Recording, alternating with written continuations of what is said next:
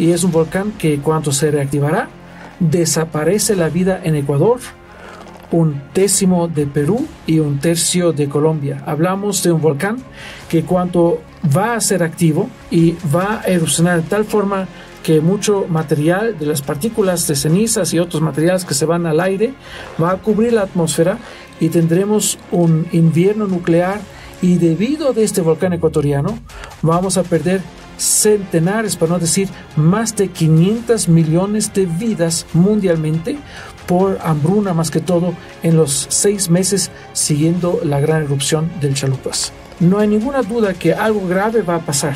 No sabemos cuál ciudad o cuáles ciudades cercanas van a ser bastante afectadas, pero no hay ninguna duda que algo grave va a pasar. Si pasa esto aquí, mucha gente tiene que dejar su negocio porque se destruyó. Mucha gente va a lamentar la pérdida de sus más queridos, amigos y parientes, familiares. De la parte estadística, no hay ninguna duda que entre 2025 y 2030 va a ocurrir un muy gran tsunami, no un mega tsunami, pero un grande tsunami que puede destruir varios pueblos costeros. Esto está por llegar entre Esmeraldas y Manabí. Y esto también puede pasar cualquier momento en Estados Unidos. En Esmeraldas o en Manabí o en ambos sitios van a destruir ciudades enteras. Trató de sobrevivir, se asfixió, estaba mientras tanto precipitándose de la ceniza. En unos 4 horas todo eso se precipitó, 85 centímetros, y la gente los primeros 10-15 minutos murió. Y lo llamé yo la Pompeya ecuatoriana. Pero hoy en día que sabemos de esta capa de ceniza y de esta capa de paleo tsunami, sabemos que era un complejo evento que ocurrió entonces, y ahora, para que sea claro, que puede pasar cualquier momento hoy en día. Teófilos, en los últimos meses, países como Chile, Perú, Ecuador, Colombia, México, entre otros, han experimentado una serie de sismos que han disparado las alertas. Incluso en redes sociales y en algunos medios de comunicación se ha argumentado por parte de incluso algunas autoridades o especialistas que se debe esperar un gran sismo muy pronto. ¿Qué está ocurriendo realmente, Teófilos? ¿A qué se debe tanta recurrencia de sismos relativamente fuertes? ¿Tenemos que preocuparnos u ocuparnos? Mira, la idea es que tenemos una cierta forma de altibajos en sismicidad en diferentes países. Las razones conocemos de dónde proviene el sismo. No veamos a veces la frecuencia bien. ¿Qué quiero decir con esto? Es que tenemos simplemente, como dije antes, altibajos. Sin embargo, estudiando un poquito el pasado, que hemos visto que a veces cuando se aumentan los sismos y la percepción de la gente que algo está pasando más de los otros años, porque esto pasa de década por década una vez que se acumulan, a veces sí es una forma de una percepción de un precursor de algo grande que está por llegar. No olvidaremos que hemos tenido en el pasado muy fuertes, muy poderosos terremotos como esto que ha ocurrido, por ejemplo, en Chile en mayo de 1960, que era un 9.5. Terremoto de Valdivia. De Valdivia, exactamente, donde hasta el curso del río se ha cambiado al contrario, debido a que hubo un cambio del paisaje. Este es un mega evento que ocurrió por 10, casi 15 minutos. En algunas partes se sintió tanto tiempo cuanto aquí, cuando estamos en Quito, por ejemplo. Se sienten por 2-3 segundos y la gente se asusta por cosas pequeñas. Cuanto esto realmente cambió el paisaje. No olvidaremos, si hablamos de grandes eventos, que también hubo algo bastante grande que por casi 6 décadas se consideró el más fuerte terremoto jamás registrado, que era en 31 de enero de 1906 en Esmeraldas. Mucha gente no sabe de esto, esmeraldeños no saben esto. Cuando yo fui allá en el 2006 para conmemorar este evento como científico que yo mismo propuso y organicé, y ejecuté un taller de 3 días, más que todo para autoridades. Las autoridades de Esmeraldas no sabían nada de esto. Y cuando alguien olvida su propia historia, se repite. Si es una catástrofe, se repite. Porque si no estoy preparado para algo que ha ocurrido, para que pueda enfrentarlo en el futuro, voy a tener peores consecuencias en el futuro. Regresando a la pregunta principal, sí puede pasar algo grave. Por mucho tiempo no tenemos algo muy grande, por lo tanto no me sorprendería como científico que de un momento al otro en alguna parte de nuestra región, que es la misma geotécnicamente, que es decir, que tenemos un choque de una placa oceánica contra el continente, que puede ser en este caso 2 diferentes placas oceánicas y 2 diferentes placas continentales, pero el principio es el mismo, que tenemos el choque y por lo tanto tenemos esos tipos de eventos. Pero se aumenta el riesgo diciendo que no tengo solamente una fuente de sismos, pero 2. Aquí en Ecuador, en Colombia, en Venezuela y también en Estados Unidos, excluyendo casi todos los otros países, tenemos una segunda fuente de sismicidad, que es a través que donde 2 placas no se chocan, pero más se tocan y se mueven en direcciones opuestas. Aquí hablamos de las grandes fallas, la más famosa que todos conocen, en toda Latinoamérica conocemos una falla en Estados Unidos, que es la falla San Andrés. Claro. Pero esta es una de las 5 grandes fallas que tenemos en el planeta, pero tenemos solamente una mega falla, y es la mega falla Guayaquil-Caracas, cual cruza nuestro país por completo, también por completo Colombia y una gran parte de Venezuela. Mucha gente no lo sabe. Mucha gente no puede asociar un evento con esta presencia. Por ejemplo, en el caso de Ecuador, teníamos un o un proto Riobamba. Riobamba existía también antes de donde está ahora, y este primer Riobamba se destruyó completamente en 1797 debido a la reactivación de esta mega falla. En el caso de Pelileo Ambato, se destruyó completamente Pelileo, en gran parte de Ambato, con un terremoto a través de esta falla en agosto de 1949. En Quito y en La Tacunga hubo varias veces terremotos con parciales destrucciones de las respectivas ciudades debido de esta mega falla. Y lo mismo para Ibarra, que se destruyó completamente en 1868.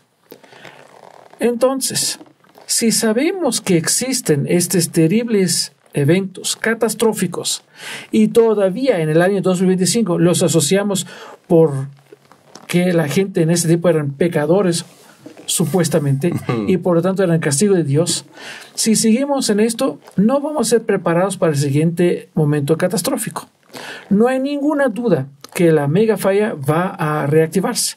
Puede ser que es en Bogotá, o de nuevo como en los 70s en Caracas, en Venezuela, donde hubo ya destrucción. Se conocen que las capitales de este Gran Colombia eran víctimas de muy fuertes terremotos en los últimos 500 años. Y sabemos a través de nuestra ciencia, es decir, que nosotros vamos al campo y veamos de los depósitos antes de la llegada de los españoles qué ha ocurrido, y podemos encontrar evidencias claras de muy graves terremotos que han ocurrido en nuestro país, en nuestros países. Por lo tanto, cuando tratemos de sistematizarlo, veamos que estamos de verdad delante de muy grandes eventos catastróficos. Puede ser que pasan 5 años más o 50, pero no hay ninguna duda que en esas ciudades principales de la Sierra de Ecuador, de la Sierra de Colombia y también de Venezuela, estos eventos a través de este mega falla van a ser víctimas de proporciones no imaginadas, porque lo que ocurre cuando ocurre entre un 8 y 9 en tierra firme, que no pasa de cada día, esto es algo que la gente no ha visto para poner esto en evidencia para sus siguientes generaciones.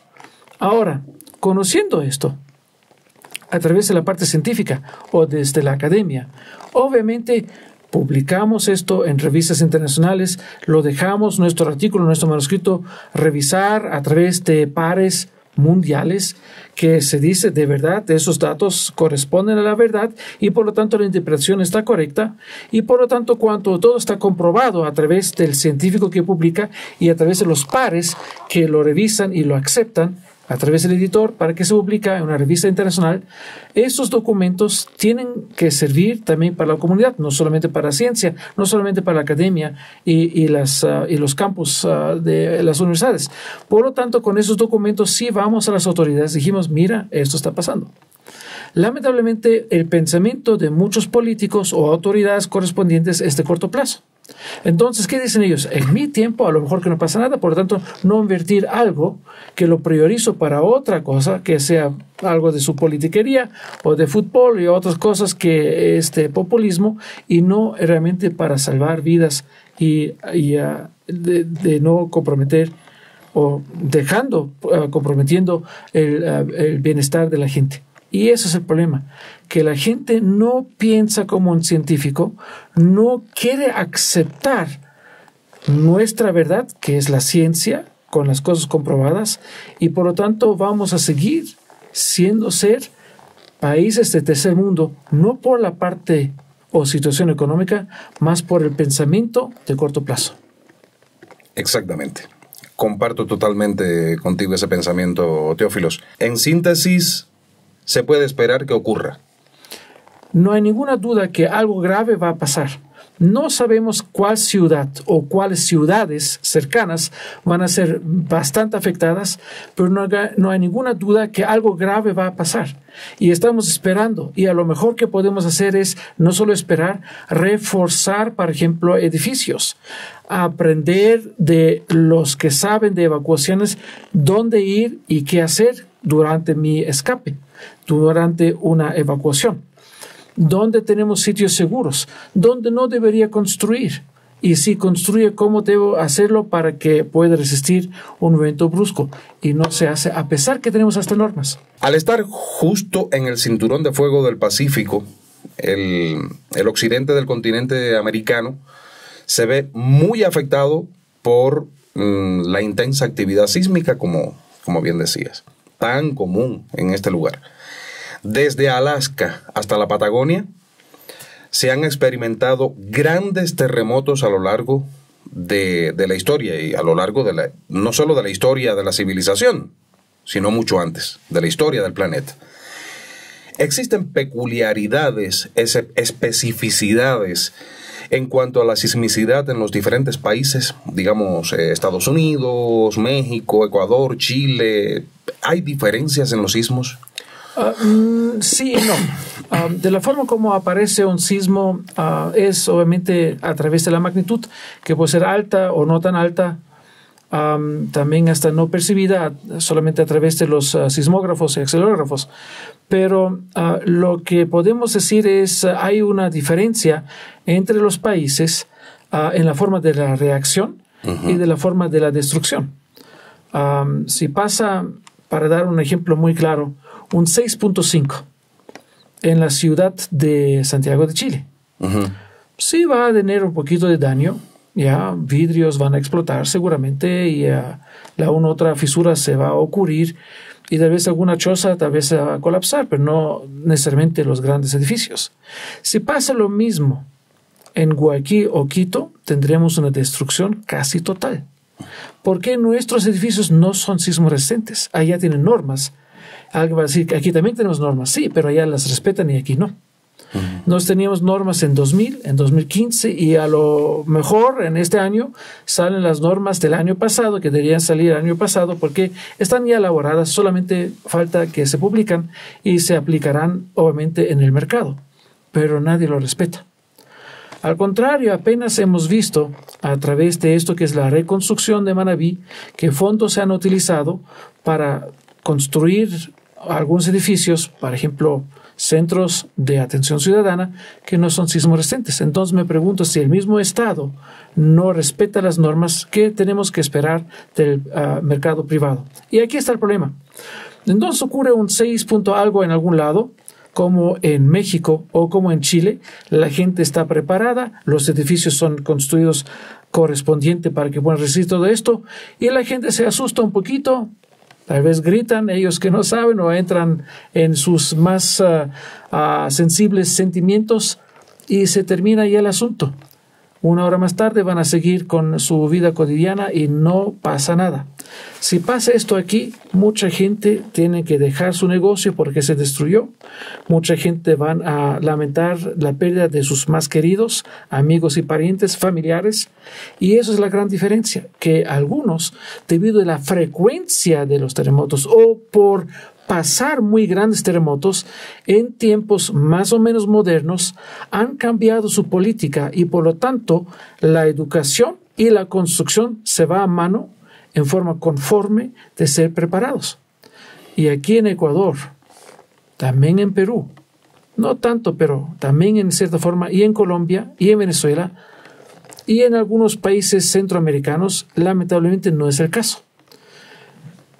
En Europa, vamos a ir fuera de Europa, dicen mucha gente que Europa no quiere más guerras porque tenía muy terribles guerras y de esto aprendieron y ahora son los más pacifistas que existen en el planeta. Y es verdad, se han destruido casi todo. Entre hermanos se han destruido. Y mucha gente dice, pero allá tenían un renacimiento a través de la Segunda Guerra Mundial y por lo tanto tienen tanto lujo hoy en día porque todo está arreglado y todo está bien y cuidado y lo que sea, y este pacifismo que existe. Y aquí no tenemos esto. No es exactamente así, porque como dije, tenemos países latinoamericanos como Chile, como Costa Rica y como México, quienes aprendieron de su pasado y han hecho todo lo bien que tenían que hacer. Por lo tanto, la verdad es, hay que decirla, la percepción y la reacción y la preparación es de 0 a 180 grados diferente entre diferentes países en Latinoamérica, de la parte occidental, más que todo que está a la cercanía del cinturón del fuego. Muy preocupante para el pueblo, para el común. Sí, pero voy un poquito más allá para que veamos que no solamente somos los únicos que seríamos víctimas. Estados Unidos, que mucha gente dice es el más desarrollado país del mundo, yo diría Japón sería, pero ponemos aquí de nuestra parte de las Américas que sí es. Tampoco son preparados. Porque ellos, a pesar que mucho que ha ocurrido, hay varios eventos que son de 300 o más años atrás, cuando hubo muy poco de testimonio de esto que pasó, y los científicos saben que ha ocurrido cosas terribles, y igual como nosotros, son académicos, tratan de convencer a las autoridades, pero las autoridades tienen otras prioridades y por lo tanto tampoco no son preparados, sea para terremotos o lo que es tsunamis. Por lo tanto, hay científicos, tal vez los mejores del mundo, que trabajan sobre tsunamis en Estados Unidos, que advierten sobre esta posibilidad, pero como la gente no lo han visto más allá de películas, de cine, de Hollywood, no creen que esto va a tocar a ellos, por ejemplo en California, y siguen su vida tranquila, se construyen un montón de infraestructuras en cercanía o encima de las playas, porque no creen que algo puede pasar. Y así también, como va a pasar nosotros, un mega tsunami muy pronto. ¿Cómo que muy pronto? Hablamos de esta década, de la parte estadística, no hay ninguna duda que entre 2025 y 2030 va a ocurrir un muy gran tsunami, no un mega tsunami, pero un grande tsunami que puede destruir varios pueblos costeros. Esto está por llegar entre Esmeraldas y Manabí. Y esto también puede pasar cualquier momento en Estados Unidos. A ver, me has tocado un tema que ahora me ha puesto los pelos de punta, ¿no? ¿Un gran tsunami puede ocurrir en esta década en la que estamos hasta 2030? Sí. Aquí veo a través de tu reacción que tampoco no estás enterado que en el Ecuador en promedio pasa un tsunami cada 22 años. Pero el último gran tsunami que ha ocurrido debido a las circunstancias de la costa del litoral ecuatoriano es de 1979. Es decir, pasaron ya 46 años casi. Y sabemos que esto acumula más y más presiones, y cuando se libera esta presión tenemos una muy gran forma de expresión de ola y por tanto una destrucción masiva. Mucha gente van a decir, pero no es 1979 que pasó un tsunami o impactó a Ecuador, es mucho menos corto el plazo. Digo, sí, es verdad, pero que yo estoy refiriéndome es de tsunamis donde no tenemos escape, que tenemos 4 a 8 minutos para reaccionar. No estoy hablando, por ejemplo, del tsunami que vino el 26 de febrero de 2010 desde Chile, de un 8.8 que pasó allá. Tampoco me estoy refiriéndome a lo que ocurrió en el 11 de marzo de 2011 de Japón, que necesitó más de 20 horas para impactar las playas galapagueñas y ecuatorianas, que sí hubo destrucción y la gente lo olvida. De un día al otro lo olvida. ¿Por qué no están allá? Y pasó en la noche, también es otro problema. Y también ocurrió apenas 3 años atrás, el 15 de enero de 2022, un tsunami a través de una mega explosión volcánica submarina en Tonga, que como resultado, debido a que no advirtieron en Perú, murieron 2 mujeres por el tsunami que llegó allá. En Ecuador también llegó después de 7-8 horas la ola del tsunami. Pero ¿qué pasó en el Ecuador? Para que veamos que somos realmente diferentes a otros países. En el Ecuador, primero tocó la ola catastrófica, en cierta forma, Galápagos, y la gente se fue para surfear, porque eran regulares, a través de un tsunami un poquito diferente, era como un doble, triple, quíntuple oleaje, y lo utilizaron para hacer sus actividades deportivas. Tenemos videos de esto. ¿Qué pasó en Salinas? En Salinas es realmente increíble la situación. En Salinas hemos hecho un estudio pionero justamente 1 año y medio antes de este impacto de tsunami, donde yo dije, para que podamos salvar a la gente su vida, no vamos a irnos a los sitios elevados porque son muy lejos de las playas. Entonces yo propuse de hacer una evaluación de la sismo y tsunami resistencia de los rasgacielos que están allá. Hemos hecho un estudio de 99 rasgacielos en las playas allá en Salinas, de cuales vimos cuáles van a resistir, y dijimos ellos que van a resistir el sismo fuerte y también el tsunami en su impacto. En esos rasgacielos hay que entrar, irse al 3er, 4º piso, y estamos en un refugio temporal y salvamos nuestra vida, nuestro bienestar, nuestra salud. Pasamos esos datos a las autoridades, no les importó. Y cuando se tocó que llegará un impacto de un tsunami desde Tonga, y vi, y tengo videos de esto, que bomberos y policías estaban patrullando con megáfonos, dicen, aléjanse de las playas, está por llegar un tsunami en 30, en 20, en 10 minutos. ¿Qué pasó? La gente se acercó cada vez más a la playa para tomarse selfies. No me diga. Impacto. Tengo todo grabado. Y no hablamos de 2, 3, hablamos de centenares de personas. Y esto es una cosa que no debería pasar y está pasando. Ahora, como dije que estamos esperando un tsunami, en Esmeraldas o en Manabí o en ambos sitios, van a destruir ciudades enteras. Por ejemplo, una gran parte de Bahía o de San Vicente, que está al lado del puente de las Dos Caras. Y otras ciudades o pueblos más que pueden ser afectados. Manta. ¿Pero tan grande va a ser? Más de esto que la gente se piensa que va a pasar. No es solamente que se moja una parte de la playa, se entra hasta se embotella. Por ejemplo, en el río Esmeraldas va a entrar bastante dentro, hasta 15 kilómetros dentro de la tierra, alrededor de río Esmeraldas, todo que está allá, de pueblos que no ven el mar, van a ser afectados de un impacto de tsunami llegando del Pacífico. ¿Este dónde se produciría? A la orilla del mar, muy cerca, a los 40-70 kilómetros de la cercanía de las playas ecuatorianas, debido justamente al choque de la placa de Nazca con la parte continental. Y debido a que allá hay un desplazamiento vertical, así se forma un tsunami que estaría impactando las playas nuestras en muy pocos minutos. Yo creo que estas palabras que estás pronunciando, Teófilos, deberían ser recibidas por las autoridades y empezar a tomar medidas en torno a esto. Yo creo que a ellos les preocupa más tener más y más restaurantes y bares y discotecas cerca de las playas. No les importa si al fin van a ser destruidos, porque hoy en día me pagan impuestos y me generan empleo. Es decir, no se vea un poquito más allá de lo que se cobra hoy en día. Qué pena, qué pena. Igual a todos nuestros amigos que estén viendo el video, que por favor lo compartan, especialmente a aquellos que viven en la costa ecuatoriana, para que vean las palabras de nuestro amigo científico Teófilos Tulqueridis, geólogo, sobre esta alerta que está dando sobre lo que puede ocurrir antes del 2030, incluso en las costas del país. Realmente es una pena que las autoridades no tomen cartas en el asunto. Realmente una grandísima pena.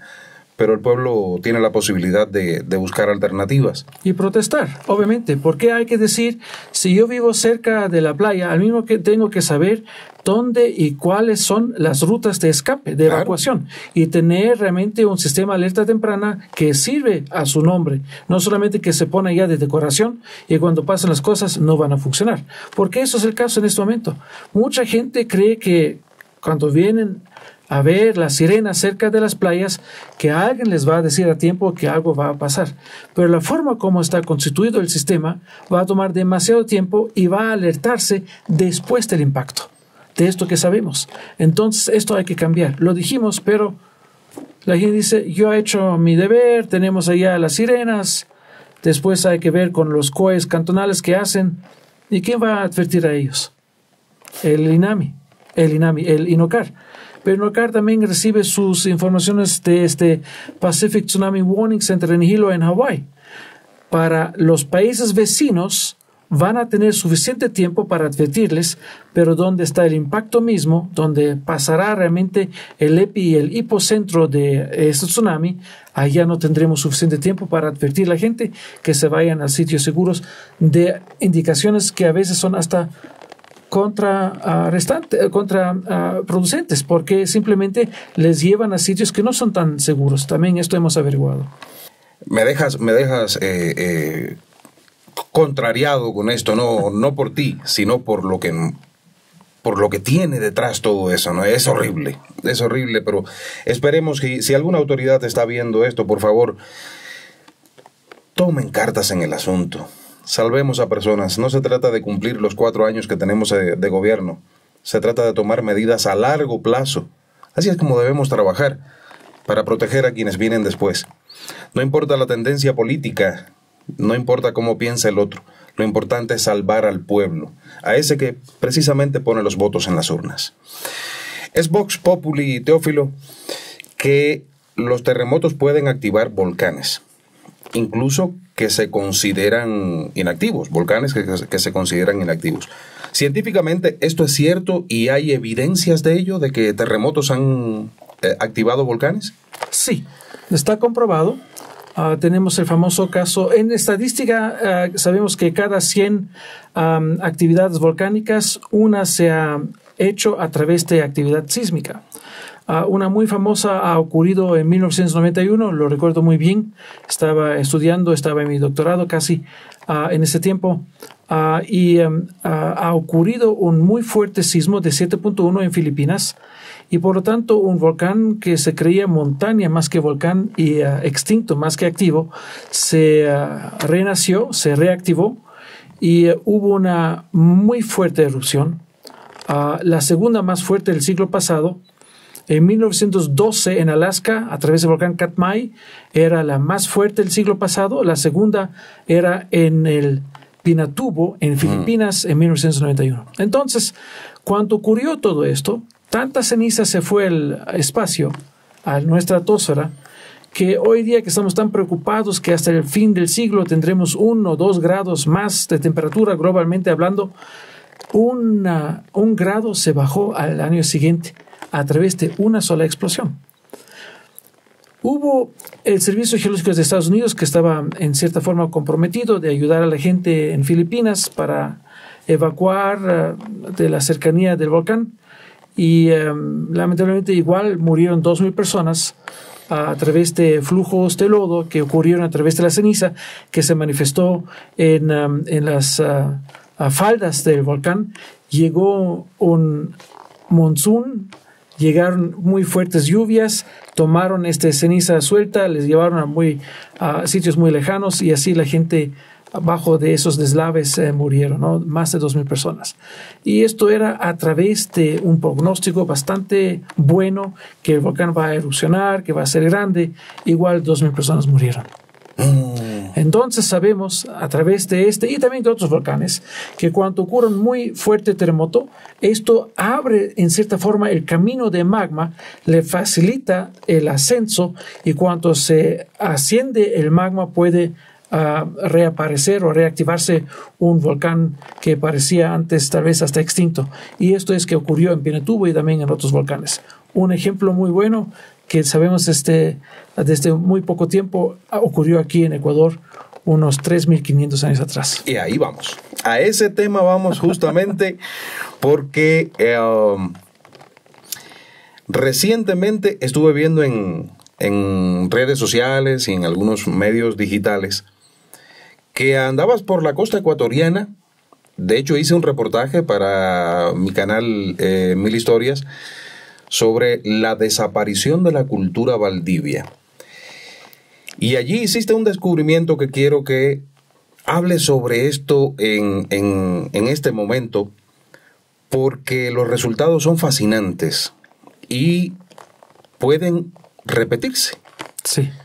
¿De qué se trata? Es una linda pequeña historia, una anécdota casi que hemos tenido aplanamiento de Aromo para hacer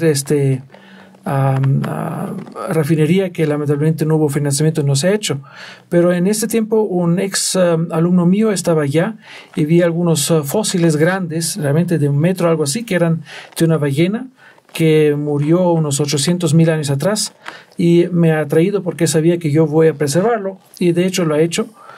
Lo tenía mucho tiempo en mi pertenencia, lo tenía en mi oficina en la universidad, y en algún momento cuando ya he escuchado que el Museo de Hojas de Jaboncillo han hecho una conservación no solamente de material arqueológico, pero también del paleontológico, dije, como esto es de la provincia de Manabí, les voy a donar a ellos y ellos sabrán cómo exhibir estos lindos fósiles. Y en ese momento me preguntó el entonces director del museo, Gerardo Castro, si yo tendría al día siguiente tiempo, porque un arqueólogo quería hablar conmigo y enseñar algunas cosas para mi experticia, ver si hay en estas excavaciones que está haciendo muy cerca de Puerto Viejo, si hubo también capas de ceniza. Dije yo, claro, yo tengo unas horas tiempo, yo tenía planificado salir después de mediodía hacia Quito, por lo tanto, claro, tenía tiempo. Me fui allá, me encontré al día siguiente con el Pepe Ortiz Aguilú, el Pepe, y él me llevó a pocos minutos de Puerto Viejo, en Picuazá, y a los 30 metros de excavación, una pared así cortada para ver qué está por allá, yo vi claramente que allá es ceniza. Y esto me sorprendió, en cierta forma. No es que no tenemos cenizas o piedra pómez, algunos depósitos. Yo tengo muchísimas fotos de esos tipos de depósitos en la costa, porque hay lindas canteras, y cuando se vea esto con su contraste de los sedimentos de la costa, es algo fascinante para un geólogo. Entonces, me voy allá y veo que ese depósito de ceniza era demasiado. Para mi gusto era mucho más allá que alguien podía esperar, porque era continuo. No era una capa aquí, después sedimento, otra vez otra capa allá, que sería lo más común que hemos encontrado muchas veces en la costa. Pero esto era 85 centímetros sin interrupción. En Puerto Viejo, 85 centímetros de ceniza, esto es bien raro. Y hubo 2 elementos más. Uno era una cosa blanquita que yo toqué, no debería tocar porque eran huesos humanos, pero como no era mi área, entonces lo toqué. y otro eran unas pepitas negras que tampoco no deberían pertenecer a esta ceniza. Saqué esas pepitas, eran muy chiquititas, me fui con la lupa, casi media hora la gente me tomaba fotos, que yo estaba concentrado allá, trataba de averiguar qué está. Me parecía que es escoria, pero no era exactamente escoria. Y esta escoria dentro de este gris, beige, ceniza, no cuadraba. Después de unos pocos días, porque tomé muestras de todo esto, me fui al mejor microscopio electrónico de la región y vimos que esto era carbón, era madera carbonizada, y sabíamos de muy poco tiempo, a través de expertos de botánica, de ciencia de los árboles, que era material de la sierra. Es decir, hubo una muy grande erupción, algo muy especial, y llevó todo el material allá. Pero hubo algo más. La posición de los huesos me parecía un poquito raro. Yo vi la estructura del corte y no vi en ninguna forma que algo se ha cortado y se enterraron allá esos huesos, este cuerpo de este humano. Y hubo más que uno, por si acaso. Hablamos de realmente una cosa grande allá. y veo que eran unos pocos centímetros encima del contacto con el paleosuelo, el suelo de su tiempo. El arqueólogo, el Pepe Ortiz, me contaba que aquí tienen unos descubrimientos de artefactos de la cultura Valdivia.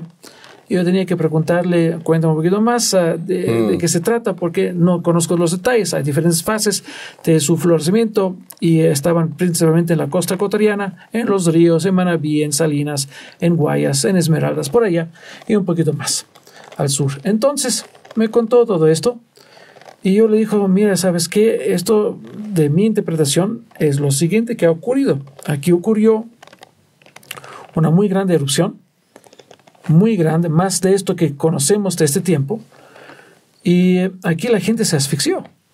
Y me dice, esto cuadra mucho que también se encontraron animales. Normalmente no se enteran animales con los humanos. Es decir, lo que estaba allá trató de sobrevivir, se asfixió, estaba mientras tanto precipitándose de la ceniza. En unos 4 horas todo eso se precipitó, 85 centímetros, y la gente los primeros 10-15 minutos murió. Entonces la primera, más pesada ceniza se manifestó allá y después el resto y les enteró. Y lo llamé yo la Pompeya ecuatoriana. Hasta aquí teníamos esto. Pero no sabía de cuál volcán se trata. Entonces teníamos de sacar pepitas, datarles en Miami a través del método de carbono 14. Tomé muestras de ceniza para hacer geoquímica. Me fui a los Usual Suspects, como es la película, los sospechosos regulares, que era Chalupas, potencialmente quién sabe, Cuicocha, Purulagua, y así de los volcanes muy peligrosos, y Tungurahua, y Cotopaxi y otros, para ver la geoquímica de las cenizas de su tiempo, si se cuadra con uno. Y de sorpresa salió que era el Huaguapichincha. Entonces yo dije, bueno, sabemos porque los datos coinciden de dos partes, ¿no? De la geoquímica y de la geocronología, es decir, de la edad.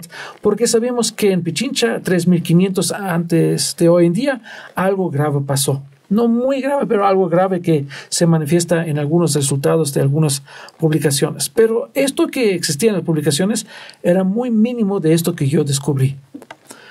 Ahora, aquí no se termina la historia, y esto es ahora en combinación de trabajar con otros científicos y ver también los resultados de ellos. Yo trabajo mucho sobre tsunamis. En el país creo que puedo decir que soy el experto en esta materia. Ha publicado 19 artículos en revistas internacionales, el siguiente tiene 6.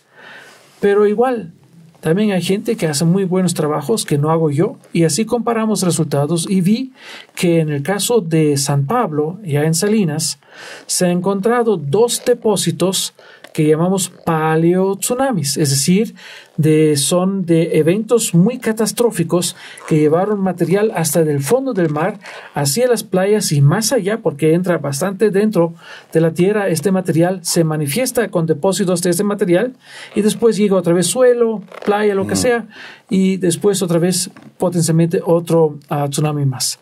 Y estos 2 depósitos que se encontraron en San Pablo a través de excavaciones que han hecho mis compañeros Gloria López y Kervin Chunga y Williams Méndez, ellos dataron esto y vieron que teníamos un depósito de 3.800 años atrás y uno de 3.500 años, más o menos 30, exactamente lo mismo que ya saqué yo. Y encima de este paleodepósito de tsunami hubo ceniza sin interrupción. Entonces, ¿cuál es la historia? Ahora vamos a contar qué pasó antes de la explosión, porque así es el asunto. Hubo un mega evento sísmico, algo entre 8 y 9. Y esto ocurrió en el mar. Por lo tanto, era un maremoto entre 8 y 9. Llevó de generar un enorme tsunami que llegó centenares de metros dentro de la tierra. Lo sabemos porque el mar en este tiempo era mucho más bajo que el nivel del mar de hoy en día. Claro. Y todo lo que estamos encontrando es bastante dentro. Imagínate que en el tiempo que teníamos el mar más bajo, qué grande era la ola para transportar material del fondo del mar hacia tanta lejanía. Y esto es un triple mega evento. El terremoto, maremoto, el tsunami que mató la gente de Tiempo Valdivia que trabajaban o vivían cerca de las playas, y debido a este enorme sacudimiento, el volcán colapsó. Y con este colapso hubo este enorme ola de ceniza que se dirigió al suroccidente. Hablamos de los 85 centímetros que se manifiestan cerca de Puerto Viejo a 225 kilómetros del volcán. Por lo tanto, el evento lo clasifiqué con el índice de explosividad volcánica como un 6, que tenemos muy pocos 6 en la historia de todo el Ecuador. Y esto es que después de ellos que sobrevivieron de la playa, de este mega evento de tsunami, y ellos que estaban dentro de la tierra, que no lo vieron cómo se ha originado, les aplastó la ceniza, les asfixió, y por lo tanto por primera vez tenemos una explicación de la migración y de la desaparición, mejor dicho, desaparición y migración de lo poco que se quedó de la cultura Valdivia que ocurrió 1500 a.C. Mucha gente especulaba que pasó tal vez alguna catástrofe climática, tal vez una sequía prolongada o algo así. Pero en lo que podemos encontrar en la Tierra, a través de los sedimentos, a través de la estratigrafía evaluada, no encontramos nada de esto. Pero hoy en día que sabemos de esta capa de ceniza y de esta capa de paleotsunami, sabemos que era un complejo evento que ocurrió entonces y ahora, para que sea claro, que puede pasar cualquier momento hoy en día. ¿Fue una cascada de acontecimientos? Sí.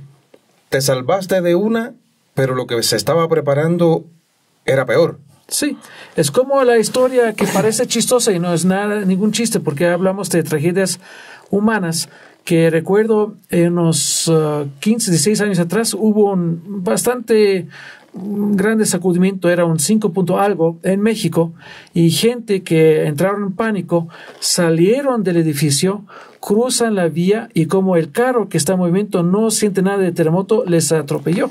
Es decir, salvas de una cosa y te atropella el otro. Y esto puede volver a ocurrir en el Ecuador en cualquier momento. Puede pasar aquí, también en otros países, pero nuestro país es muy predestinado para esto, porque no existe país en el mundo que tiene tanta gran densidad de volcanes activos como nuestro. Así es. Ya conversábamos sobre la cantidad de volcanes que hay en el Ecuador. Me dijiste en algún momento, sería bueno refrescarlo para nuestros espectadores ecuatorianos y de otros países del mundo que nos ven. En algún momento me comentaste que el volcán más activo de América está en Ecuador. Sí, el más activo y el más peligroso están aquí en Ecuador. ¿Cuáles son? En el caso del más activo es el Sangay. El Sangay. No hay ningún otro volcán, ni siquiera en Estados Unidos, es decir, hablamos también de Hawái, que es tan activo como nuestro. Hablamos de un volcán que erupciona cada pocos minutos. Y esto desde décadas, desde siglos. Y este es el Sangay. Es un volcán ecuatoriano que es el tercer más activo del mundo, el más activo de todas las Américas. Y el más peligroso del continente, no de las Américas, es el volcán Chalupas. Es un volcán totalmente plano. Es de la parte suroriental del volcán Cotopaxi y es un volcán que cuando se reactivará, desaparece la vida en Ecuador, 1/10 de Perú y 1/3 de Colombia. Hablamos de un volcán que cuando va a ser activo y va a erupcionar de tal forma que mucho material de las partículas de cenizas y otros materiales que se van al aire va a cubrir la atmósfera y tendremos un invierno nuclear, y debido a este volcán ecuatoriano vamos a perder centenares, para no decir más de 500 millones de vidas mundialmente por hambruna, más que todo en los 6 meses siguiendo la gran erupción del Chalupas. O sea, es un supervolcán. Es un supervolcán, es el 9º más peligroso del globo, el más peligroso del continente sudamericano. ¿Cuándo puede ocurrir una explosión como esa para a ver si me da tiempo a alejarme, hermano? No hay mucho tiempo. No se ha estudiado esto en detalle, pero hay muy poco tiempo, Por lo tanto, alguien que trata con 150 kilómetros de escapar de Quito hacia la costa, también en la costa se va a llegar la ceniza en muy poco tiempo y va a aplastarle y asfixiarle allá. Para que tenemos una idea de cuánto ceniza estamos hablando, que cuánto hubo la última gran erupción del Chalupas, hemos calibrado esto en la costa, por ejemplo, cerca de Manta y en San Vicente, que tenemos allá 3 metros de esa ceniza. 211.000 años atrás. Lo único positivo en esta historia es que más peligroso que es un volcán, menos recurrente es su actividad. Por lo tanto, pueden pasar 30 o 50.000 años hasta que tendremos de nuevo esta actividad, a menos que no pasa algún terremoto y lo reactiva en la otra forma, ¿no? Claro. No de la parte propia de cámara de magma, más que un empujón a través de la tectónica. Y analizando ahora con sentido de la lógica, comentabas que se puede esperar en cualquier momento un evento sísmico fuerte, muy fuerte. Si lo unimos a esta posibilidad de que un sismo puede reactivar un volcán, que ocurra ese evento tan fuerte puede provocar que no ocurra, por favor, que se active el Chalupas. Podría ocurrir. Podría ocurrir, no podemos descartarlo en ninguna forma.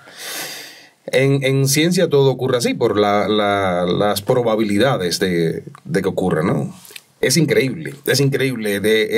A mí me encanta conversar contigo, Teófilos.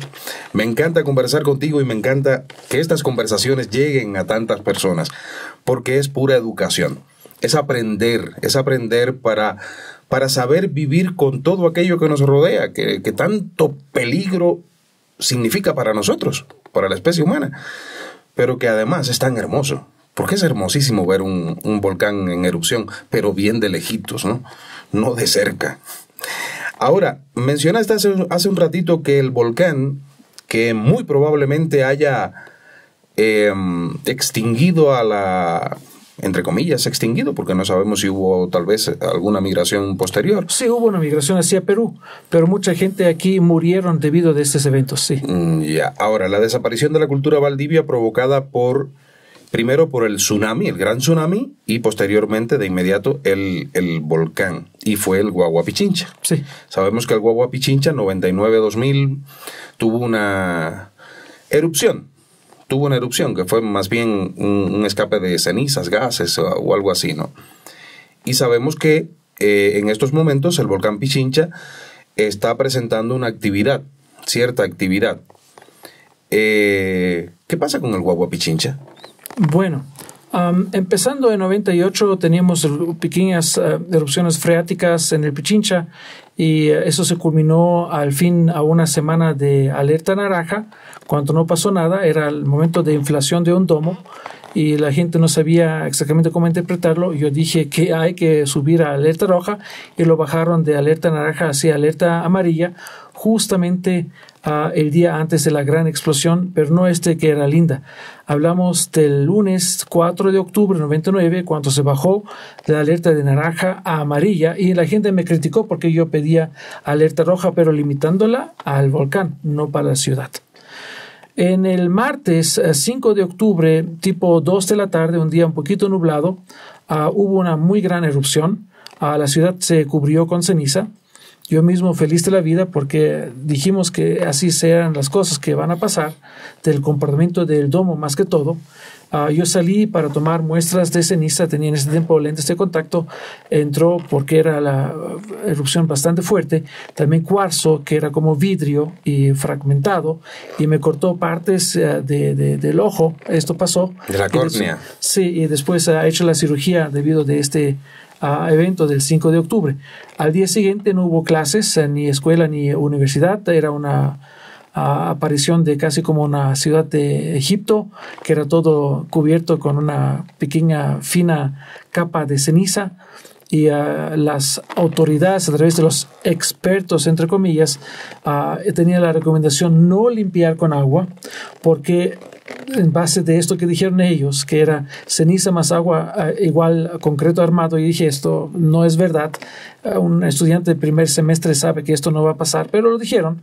Y los mismos inadecuadamente expresados pseudocientíficos dijeron en la tarde cuando empezó a llover que bendición de San Pedro que nos limpia la ciudad de la ceniza con agua, ¿no? Es una cosa que claramente la ciudadanía se dio cuenta que ellos no tienen idea y ellos lideraban la crisis volcánica. Al día siguiente yo estaba en TC Televisión, daba tal vez la peor entrevista de mi vida porque la señora insistía que esto es por fin del milenio que está pasando. Yo dije no, esto también el próximo milenio va a pasar y no quería dejar insistiendo a esto y dije hasta aquí llegamos y no más. Salgo del estudio, en ese momento teníamos este hongo maravilloso de la explosión de un hongo atómico y esto era lleno de vapor más que de ceniza, teníamos menos de 5% de ceniza. Esto ocurrió en plena alerta amarilla, un volcán totalmente accesible al lado de la capital de los ecuatorianos con muchos instrumentos, igual no sabían interpretar bien el asunto. Y les pregunto ahora, si no sabían interpretar, entonces creen que ellos aprendieron algo desde entonces. No, la crisis del Tungurahua, la crisis del Cotopaxi, todo en la misma base de desconocimiento y por lo tanto estoy siempre preocupado. Y gente dice que yo critico el Instituto Geofísico. No, yo critico las malas interpretaciones y siempre estoy diciendo, tenemos algunos expertos en el país, ¿por qué no trabajamos juntos para dar un mejor criterio a las autoridades y también a la población? Porque por algo hemos estudiado. Cuando alguien está en un sitio, no ha cambiado su sitio y dice yo siempre estaba aquí y sé qué pasa con mi volcán, dicen hasta mi volcán, ¿ya? Yo digo, no es así. Tienes que irte a otro lado comparando resultados, volcanes, comportamientos y allá saber cómo aplicar ese conocimiento a tu volcán, si quieres así. Por lo tanto, cuanto ahora dicen los mismos, lamentablemente siempre, que se van por una casual visita al Pichincha el 15 de mayo y dicen, ahora tenemos más fumarola, más gas que antes. Yo digo, pero ¿no viste qué pasó la semana anterior? Y 6 meses antes, y 1 año antes, y 2 años antes, y 1 década antes. Se va como novato, porque eran algunos novatos incluidos aquí, y dicen, wow, esto es mucho. Debe ser mucho más que antes. Pero ¿sabes qué era antes? ¿Conoces la historia? ¿Has medido antes? No. Entonces han dado un criterio y una recomendación, una prohibición de acercarse al volcán Pichincha, cuanto la Secretaría de Riesgos lo ha hecho ya el año pasado. Y ellos dan este tipo de criterio. Y yo dije esto desde décadas, no debería acercarse nadie, ni siquiera los supuestamente expertos, a las fumarolas, porque no es un chiste de estar en un volumen alto de estos gases potencialmente letales sin la instrumentación y sin las mascarillas correspondientes. Y se ve claramente que algunos se acercan sin las mascarillas adecuadas. Entonces, no es ninguna novedad que tenemos mucho gas, pero no es que tenemos más actividad que antes, es la misma como antes. Por lo tanto, yo estoy diciendo que esto es inventado. Inventado de decir que tenemos más peligrosidad en este volcán que tenemos anteriormente. No es verdad. Estamos hablando de terremotos, volcanes. Por cierto, hace un ratito te iba a preguntar, pero no podía interrumpirte lo que estabas diciendo. No podía hacerlo. Existen 2 formas de movimiento en los sismos. Una horizontal y una vertical. Hay mucho más. ¿Me equivoco? ¿O hay más? Sí, hay mucho más. En total hay 4 diferentes movimientos, que es el movimiento de la propagación de ondas primaria, secundaria, de Rayleigh y de Love, como amor. ¿Ya? Son diferentes científicos que han descubierto esto y a través de ellos se nombraron estas olas que tienen movimientos así y así. Entonces la gente, cuando pasa un sismo, tiene siempre la sensación, me han empujado al costado o me han levantado un poquito. Y a veces hay la combinación de estos. En el caso de la onda primaria, es una onda más de propagación del inicio de un sismo, cual no lleva ninguna destrucción. Y esta onda, que no se escucha para nuestro oído, pero los animales sí lo escuchan, ellos son que se enloquezcan y por lo tanto llega el mito que los animales saben predecir terremotos. Y no es así. ¿Qué está pasando? Es que el terremoto ya ocurrió y la onda de sonido, voy a decir, está llegando a ellos lo escuchan y se enloquezcan. y después llega la onda secundaria que lleva a la destrucción. Y por lo tanto depende cómo se expresa esta onda y de qué profundidad viene, o si viene del costado, tenemos esa sensación o esa sensación. Entonces también las otras ondas, depende obviamente de la mecánica del suelo, se pueden moverse en la una u otra forma, y esto depende de esas circunstancias, cómo vamos a sentir al fin la propagación de las ondas. Terremotos y volcanes. Nuestro planeta, Teófilos, es como un ente vivo, está en constante movimiento. Son capas y capas que están chocando, unas se meten por debajo de otras, en fin. Y a lo largo de la historia del planeta, no de la historia de la humanidad, estamos hablando de una historia que tiene 4.500 millones de años del planeta. Eso es imposible de imaginarlo, ¿no? Nosotros tenemos una percepción de la edad a partir de nuestra propia edad como seres humanos. 60, 70 años, 80 años, eso no es nada. Nuestro planeta en esa historia de tantos miles de millones de años ha sufrido cataclismos gigantescos. Así es. Que son enormes. Algunos de ellos han llevado a la extinción de la vida en esos momentos, de la existencia de mamíferos, aves, en fin, en sus tiempos. Si en la actualidad no podemos siquiera ser precisos en la detección de terremotos, ¿cómo podríamos estar seguros de que algo catastrófico como lo ocurrido durante varios millones de años vuelva a ocurrir? ¿Cómo podemos estar seguros de que en cualquier momento no nos va a golpear un cataclismo de esa magnitud? Bueno, está pasando en este momento y no nos damos cuenta. ¿Ah, sí? Pero por supuesto, y puedo explicarlo y creo que vas a darme razón. Voy a explicarlo en tres partes. Primeramente, teníamos 5 grandes extinciones durante los últimos 500 y pico millones de años, desde que tenemos vida en la una u otra forma, a través de bichos, a través de peces, plantas en la Tierra. Antes no teníamos las condiciones de la vida en la superficie de la Tierra porque no teníamos una atmósfera como tenemos hoy en día.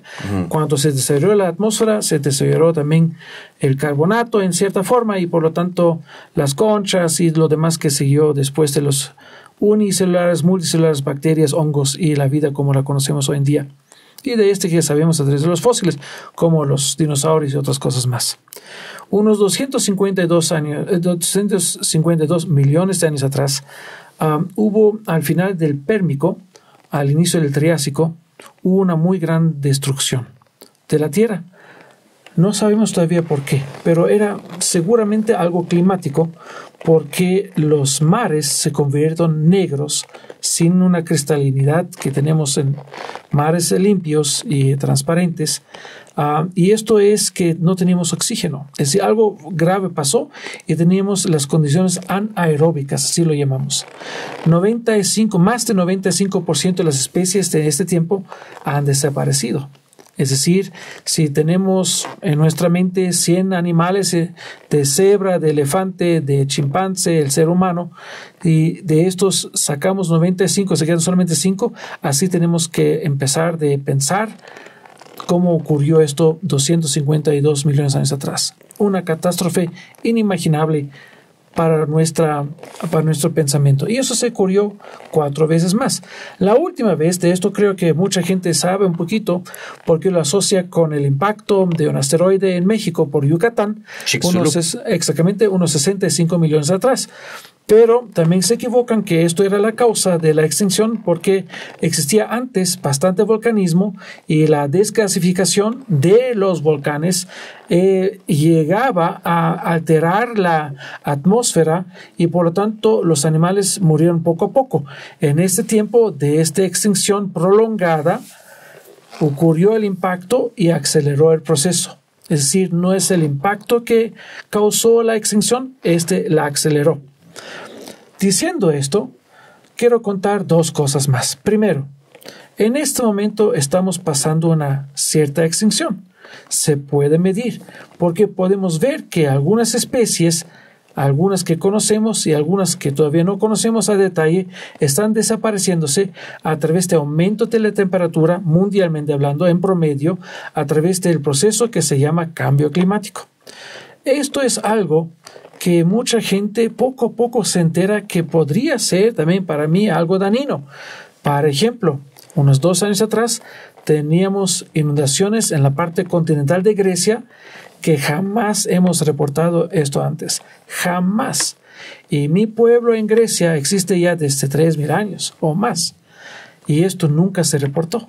Hubo una forma de huracán, una acumulación muy especial, una forma de tornado también al mismo tiempo, y esto ocurrió ya. En varias partes del mundo donde hay desierto está empezando a veces de llover y salen plantas que jamás la gente que vive allá décadas y siglos ha visto. Este tipo de cambio climático poco a poco nos cambia también a nosotros. Para algunos es un beneficio, para otros es una catástrofe. Pero mucha gente no lo vea porque está dentro del problema y no vea desde afuera hacia su situación.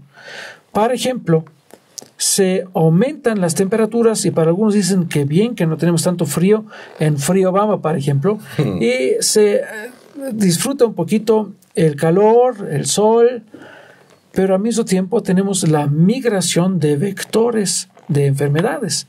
Es decir, donde no tenemos mosquitos anófeles de malaria, de dengue, de zika, ahora llegan allá a esos sitios, esos problemas.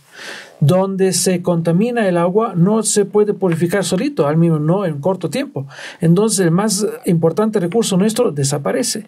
Hay varias lagunas que ya han desaparecido. Hay partes de mares, porque se llama el mar Cáspico, que está desapareciéndose. Hablamos de contaminaciones de sitios donde la gente vive de esta laguna y a pesar que lo contaminan, y se mueren por esto, siguen haciéndolo porque no vean más allá de su pulgar y quieren tapar el sol con el pulgar. Y esto es una cosa que yo explico en la siguiente forma. Hago unos experimentos muy sencillos con mis alumnos en varias clases en cuales les digo, vamos a decir que en nuestro patio trasero tenemos una pequeña lagunita artificial y tiene, para decir algo, me invento 100 metros cuadrados. De un día al otro ocurre una rosa de la laguna, que es una planta que tiene realmente una hoja bastante grande y tiene una rosa a la mitad y al momento está así como erigida y después está así acostada. Esas son cosas que aparecen, no hay ningún problema y es algo lindo. Pero al mismo tiempo está tapando la superficie de la laguna y también en la laguna tenemos vida. Y les digo lo siguiente, vamos a decir que planta se propaga porque tiene una hoja muy grande de 1 metro cuadrado, ¿ya? En promedio, cada semana por una más. Es decir, que tenemos el doble en la segunda semana y 4 plantas en 2 semanas y así sigue la aritmética. Y les pregunto, ¿en qué semana van a reaccionar? Porque cuando está cubierta la laguna, toda la vida que está allá va a desaparecer, porque es exactamente esto, no tienen acceso a luz, se pone sin oxígeno todo esto y la gente que vive allá dentro de esa lagunita artificial van a desaparecer, van a extinguirse. Y hacen el cálculo y dicen, aquí tengo, en la 7ª semana creo que es 64 metros cuadrados y en la 8ª se cubre todo, entonces en la 7ª tengo que hacer algo. Ok. Ponen el escrito, les digo siempre para que sea esto claro, cómo lo ponen y por qué lo ponen, tienen su explicación, porque todavía tenemos suficiente allá, dicen así, ¿no? Ok, hacen esto, lo ponen escrito y ahora les digo, vamos a cambiar 2 palabras de esta historia, ¿ya? Y vamos a decir que la laguna es nuestro cuerpo y la rosa es un bicho y el bicho nos come 1% de nuestro cuerpo. ¿Cuánto van a reaccionar? Al inmediato. Pero por supuesto, no voy a esperar hasta que tengo solamente los ojos y un parte de gramos de cerebro. Así tenemos que pensar, cuando aparecen los problemas hay que extinguirlos desde la raíz. Pero nosotros estamos esperando, esperando y esperando. Y eso es el otro cuento de el sapo que está de una olla que está calentándose. Si lo calientas muy lentamente, se queda allá y muere. Pero si lo pones en uno que está bien caliente, va a saltar tanto hasta que se puede sobrevivir, salir de allá. Claro. Y nosotros somos el sapo en una olla que se calienta lentamente. estamos ya en una extinción masiva y no nos damos cuenta. Preocupante. Totalmente, pero así somos los humanos, fatales en nuestras decisiones. Sí. Totalmente. La hipótesis siluriana, Teófilos, propuesta por los científicos Adam Frank y Gavin Smith. A ver, el nombre de hipótesis siluriana no tiene nada que ver con el periodo silúrico. Simplemente por la película le pusieron ese nombre. La película plantea que pudiera haber existido en la Tierra hace miles o millones de años, en nuestro planeta Tierra, alguna civilización avanzada que desapareció y que debido a la acumulación de sedimentos o incluso por el deterioro de sus cuerpos, sus estructuras, en fin, ahora es imposible encontrarlas o no es tan fácil encontrarlas. Desde el punto de vista de las ciencias, de la geología en este caso, ¿existe alguna posible evidencia de algo que haya ocurrido hace miles, millones de años como que nos lleven a pensar que esta hipótesis siluriana pueda ser cierta? Yo diría que yo creo que sí que está cierta, pero lo voy a argumentar de forma diferente. Independiente de los resultados que llevaron a esta hipótesis siluriana, quiero manifestar que muchos años atrás, debido a que estaba fascinado de un artículo que leí, y justamente era el tiempo que estamos escribiendo un libro en la Universidad de San Francisco de Quito, que lo vendimos después a los alumnos, que se llama The Big Bang a Dolly, es decir, de lo inicio de todo hacia la clonación de esta oveja. Teníamos varios artículos de física, de biología, de geología, de todo esto. Yo tenía 2 artículos. Uno era la geodinámica, cómo funciona la geodinámica en el país, no solamente en el país, pero especialmente en el país, que se mueven las placas, que tenemos capas y cómo se creó en cierta forma la Tierra. También tenía un artículo de escribir que se llamaba algunas teorías sobre el origen de la vida. Entonces allá leí bastantes artículos para tener una recopilación de este conocimiento de otra gente, no míos, en cual me di cuenta que la vida llegó del espacio. Mucha gente dice de la evolución que ocurrió aquí, pero no olvidaremos que hay bastantes interesantes descubrimientos. Por ejemplo, la base más sencilla para formar vida son los aminoácidos. Y se han encontrado aminoácidos en asteroides. Entonces, la idea es, como tenemos un bombardeo de asteroides al inicio de la creación de nuestra Tierra, unos 4.300 millones de años atrás, entonces también seguramente de los asteroides que se han traído aquí los aminoácidos, en cierta forma con la complejidad del proceso, a través de relámpagos que le dieron también energía, se empezó de crearse los unicelulares, los multicelulares, bacterias, hongos y después las especies como las conocemos hoy en día. Por lo tanto, que vino la vida desde afuera, para mí no hay ninguna duda. Regresando a tu teoría siluriana, todos ellos o aquellos que en cierta forma se ocupan un poquito de ver de los descubrimientos en la astronomía más que todo y vean cuántas galaxias, cuántos trillones de galaxias tenemos, y viendo cada rato, porque es así prácticamente semanalmente, encontramos nuevos exoplanetas, que significa que tenemos planetas muy similar de esto que tenemos aquí en nuestro sistema solar, más que todo entre Marte, Venus y Tierra, que es más o menos donde podía existir vida como la conocemos nosotros. Existen esos exoplanetas, donde también hay agua, donde también hay gases como tipos de atmósfera nuestra.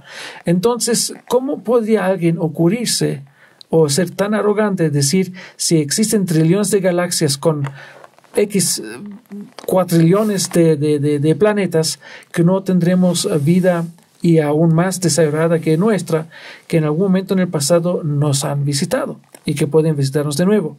No quiero referirme en ninguna forma de las películas de Hollywood, más que todo en el pensamiento y en la estadística, en la probabilidad que existe vida fuera de nuestro sistema solar y también mucho más avanzada que tenemos hoy en día con nosotros.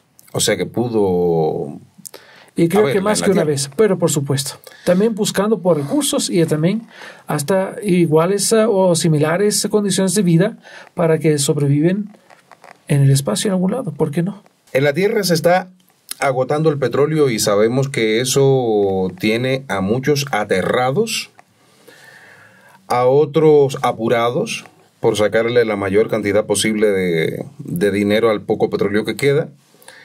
Otros están ocupados buscando alternativas. Tenemos la energía eólica, energía hidráulica, o sea, las hidroeléctricas, en fin. Y hay otras formas más, la energía solar, todo esto. Pero ya tenemos experiencias, por ejemplo, aquí en el Ecuador, de que si no llueve, estás fregado. No vas a tener energía eléctrica. Hay una energía que yo todavía no logro entender y por eso quiero preguntarte, que es la energía geotérmica. Sin embargo, esa energía geotérmica no se está utilizando, al menos aquí en el Ecuador. Y creo que en el mundo en muy pocos lugares se esté utilizando. Creo yo, no, al menos hasta donde yo he llegado en conocimiento sobre ello. ¿De qué se trata la energía geotérmica y de qué depende que esa energía tenga uso, que la utilicemos y se acaben los apagones y que los países se desarrollen de esa manera, el Ecuador, por ejemplo, y que no haya más apagones? Voy a empezar con la segunda o última pregunta, que es ¿de qué depende? De la política, porque el potencial sí lo tenemos. Unos 40 y pico años atrás existía una compañía en el Ecuador, cual ha hecho muy grandes estudios sobre el potencial de energía geotérmica, y esto desapareció. Y en el gobierno de Rafael Correa se tomaron los estudios, se afinaron a más detalles y se averiguó dónde podemos utilizar este tipo de energía de los volcanes. No todos los volcanes son prestos para esto. Necesitamos fallas geológicas, tenemos de tener un poquito de una constelación específica de agua, también subterráneo. Y la idea es tener un alto calor cerca de un volcán, bombear agua de un lado con tubos y sacarlo de otro lado calentado. Y esta transformación de agua fría hacia el vapor de agua, es que forma la energía geotérmica.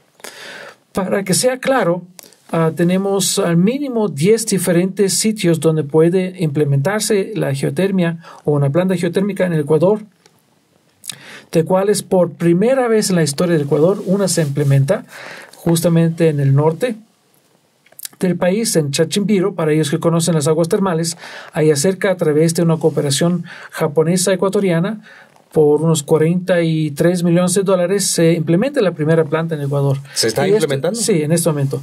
Es fantástico. Obviamente no hay que presionar demasiado, es un buen primer paso, vamos a decirlo así. Yo de mi parte quiero 10 de una vez. Claro. ¿Por qué no? ¿Y por qué no poner 3 mismo allá en ese sitio? Porque al lado de una puedes hacer otra, como sea. La fuente geotérmica es la más limpia forma de generar energía y la más eficiente que existe. Mucho más allá de eólica, mucho más allá de hidroeléctrica y también de la parte de solar.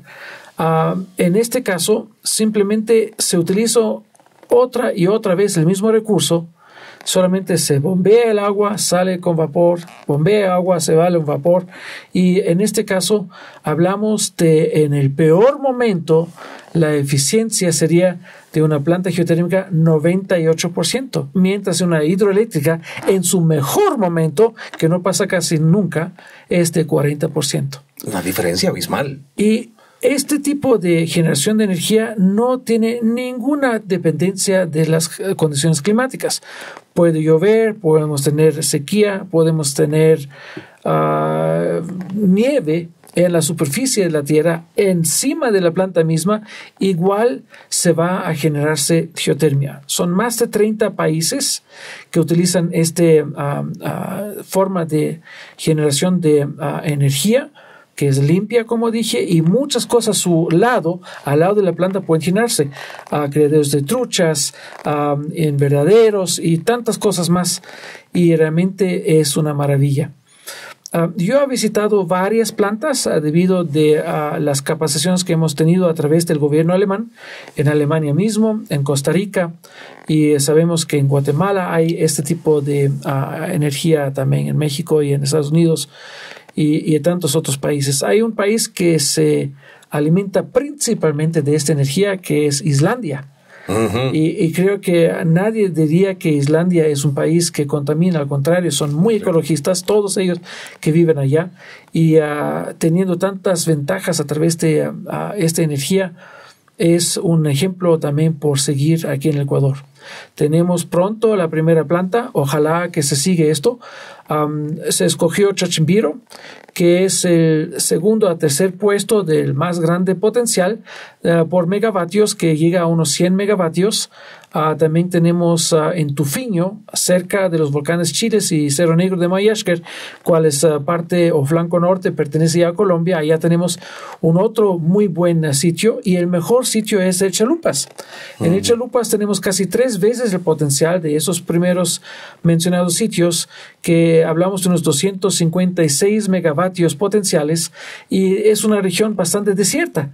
Imagínate que se pone ya una planta y a poco tiempo de una parte que era desierto, tenemos plantas invernaderas y energía para varias provincias. A este nivel queremos llegar, a este punto de progreso de nuestra provisión de energía, que tenemos estas plantas en esos sitios ideales. ¿Cuál sería tu mensaje para los ecuatorianos que tienen responsabilidad desde sus cargos, como para los ecuatorianos que esperan que se cumplan esas responsabilidades? Yo daría un rumbo de 180 grados en la política del país, a dar mucho más énfasis a la naturaleza, sea por turismo, sea por agricultura, sea por recursos naturales y sea por protección de procesos naturales.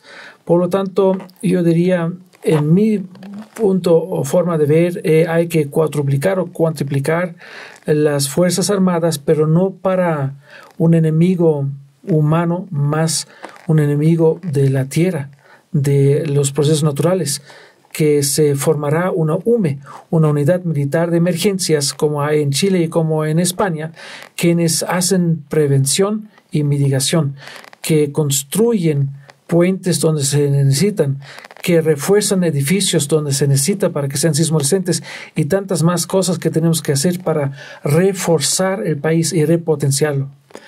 En ese sentido también diría mucho más importancia a la bio y la geodiversidad, en cual podemos sacar muchos recursos naturales sin destruir la naturaleza aún más, reforestar varias partes que ahora son desnudos hasta el suelo, y dar mucho más importancia en esto. Y una vez que se vea este progreso dentro de la sociedad ecuatoriana, los otros problemas se desaparecen en forma casi natural.